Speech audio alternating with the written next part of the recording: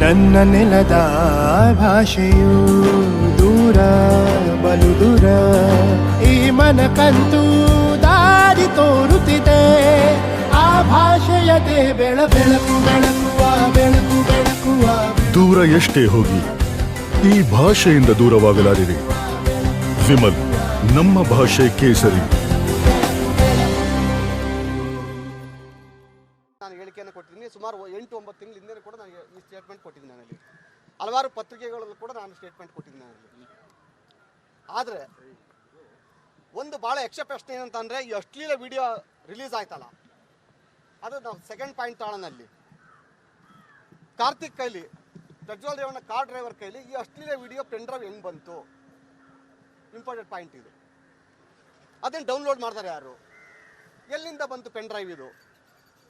SIT ತನಿಖೆ ಪ್ರಾರಂಭ ಮಾಡಿದಾರಲ್ಲ, ಅಲ್ಲಿ ತನಿಖೆಯಲ್ಲಿ ಇದನ್ನು ಮಾಡಬೇಕಲ್ವ. ಈಗ ಅವನು ಖಾಸಗಿ ವಿಡಿಯೋಗಳು, ಅದು ಪ್ರಜ್ವಲ್ ರೇವಣ್ಣನ ಮೊಬೈಲಲ್ಲಿರುವಂಥ ವಿಡಿಯೋ, ಅದು ಕಾರ್ತಿಕ್ ಕೈಗೆ ಹೆಂಗೆ ಬಂತು, ಅದು ಯಾರು ಡೌನ್ಲೋಡ್ ಮಾಡಿದ್ರು, ಹೆಂಗೆ ತಗೊಬಂದ್ರು ಅದ?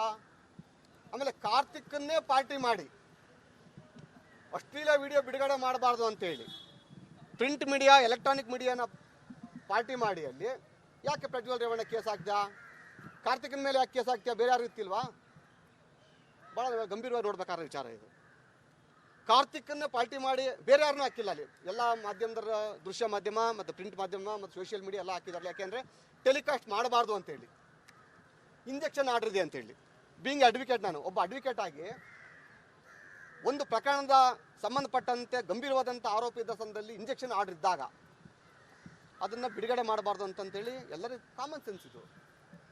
ನಾನು ಮಾಧ್ಯಮದಲ್ಲಿ ಒಂದು ಬೈಟ್ ಕೊಟ್ಟು ಹಾಸನ ಪ್ರೆಸ್ ಮೀಟ್ ಕರೆದಿದ್ದೆ. ನಾನಲ್ಲಿ ನಮ್ಮ ಕೇಂದ್ರ ಪೆಟ್ರೋಲಿಯಂ ಸಚಿವರಾದಂಥ ಹರ್ದೀಪ್ ಸಿಂಗ್ ಪುರಿ ಅವರು ಬಂದಾಗ ಅಲ್ಲಿ ರೇವಣ್ಣ ನನ್ನ ಬಗ್ಗೆ ಹಗುರವಾಗಿ ಅಶ್ಲೀಲವಾಗಿ ಮಾತನಾಡಿದಾಗ, ಡರ್ಟಿ ಫೇಲ್ ಅಂತ ಪದನ ಯೂಸ್ ಮಾಡಿದಾಗ ಅಲ್ಲಿ ನಾನು ಕೊಳಕು ಜನನ, ನೀನು ಕೊಳಕು ಜನ, ನಿನ್ನ ಕುಟುಂಬ ಕೊಳಕು ಜನ ಅಂತ ಹೇಳಿದ್ದು ಸತ್ಯ. ನಾನು ಮುಂದುವರೆದು ಹೇಳಿದ್ದೀನಿ ಅಲ್ಲಿ, ನಿನ್ನ ಕುಟುಂಬದ ರಾಸಲೀಲೆಯ ವಿಡಿಯೋಗಳು ನನ್ನ ಹತ್ರ ಹೇಳಿದೆ ಅಂತ ಸತ್ಯ. ಯಾಕೆ?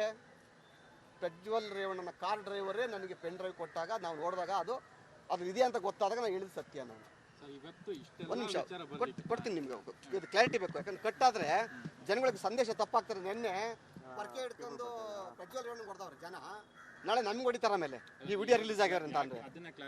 ಹಾಂ, ಇಷ್ಟೆಲ್ಲ ವಿಚಾರಗಳು ಈಗ ಮತ್ತೆ ಕಂಪ್ಲೀಟ್ ಮಾಡ್ತೀನಿ ಚೂರು. ಒಂದು ಹೇಳ್ತಾರೆ, ಕಂಪ್ಲೀಟ್ ಮಾಡ್ತೀನಿ ನಾನೀಗ.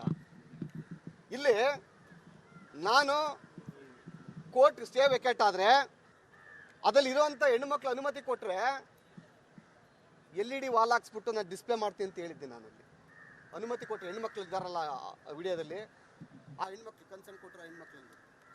ಆದರೆ ಮಾಧ್ಯಮದಲ್ಲಿ ಆ ಪಾಯಿಂಟ್ ಕಟ್ ಮಾಡೋದು ಬೇಡ. ಅದು ಯಾಕೆಂದರೆ ಕೆಲವು ಪಾಯಿಂಟ್ಸ್ ಕಟ್ ಆದಾಗ ಎಲ್ಲೆಲ್ಲ ಹೋಗ್ತದಲ್ಲಿ. ಇದು ವಿಡಿಯೋ, ಇದು ಈ ಕಾರ್ತಿಕ್ ವ್ಯಕ್ತಿ ನನ್ನ 2023 ಚುನಾವಣೆಯಲ್ಲಿ ಯಾರ ಜೊತೆ ಇದ್ದ? ಯಾರ ಪರವಾಗಿ ಚುನಾವಣೆಯನ್ನು ಮಾಡ್ದ?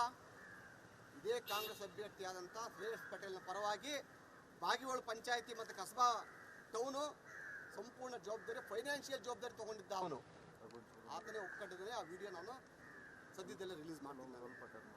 ನಂತರ ಶ್ರೇಯಸ್ ಪಟೇಲ್ ಯಾವುದೇ ಕಾರ್ಯಕ್ರಮಕ್ಕೆ ಹೋಗಲಿ ಅಲ್ಲಿ ಈತನ ಉಸ್ತುವಾರಿ. ಹನುಮನಹಳ್ಳಿಯಲ್ಲಿ ರಾಜ ಮರ್ಯಾದೆಯಲ್ಲಿ ಕಾರ್ಯಕ್ರಮ ಇವನಿಗೆ. ಕೆಲವು ಹಲವಾರು ಹಳ್ಳಿಗಳಿಗೆ ಹೋಗಿದ್ದಾರೆ, ಅಲ್ಲಿ ಶ್ರೇಯಸ್ ಪಟೇಲ್ ಜೊತೆನೇ ಕಾರ್ಯಕ್ರಮ ಮಾಡಿರೋದಿಲ್ಲ. ಆಯಿತು, ವಿಡಿಯೋ ರಿಲೀಸ್ ಆಗಿದೆ ಅಂತ ಹೇಳ್ತಾ ಇದ್ದಾರಲ್ಲ ಅಲ್ಲಿ.